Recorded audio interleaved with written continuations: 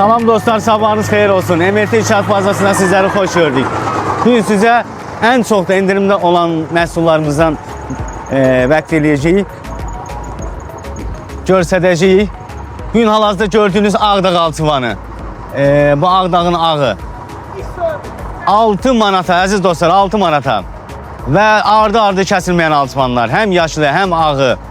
Həm 12 yarımlıq ağı, həm 12 yarımlıq yaşlı, fərq eləmir. Hamısı böyük endirimlərdədir. Buyurun yararlanın əziz dostlar. 6 manata, heç bir Mingəçevir bölgəsində altıvan yoxdur.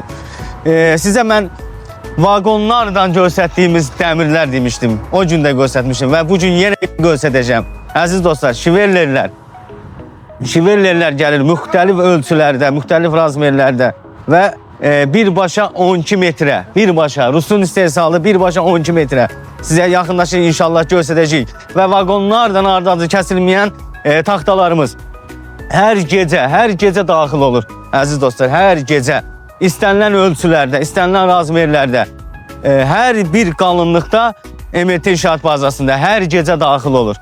Hopta boy, pərakəndə və ən önəmlisi online satışımız. Online satışımız var. İlk olarak onu vurgulayayım, nömrəsini deyim. 261 39 04 nömrəsinə əlaqə saxlayın. Birbaşa ünvanınıza çatdıraq. Gördüğünüz hal-hazırda 5-15'lər və istənilən ölçüyə istehsal olunur. Bunlar bizim stanoklarımızın yanında quraşdırılır, çox vaxt yerləşdirilir ki, biz istənilən müştəri, istənilən ölçüdür, istənilən razmeri verdikdə avtomatik olaraq biz onu istehsal edib müştərilərə təqdim eləyək.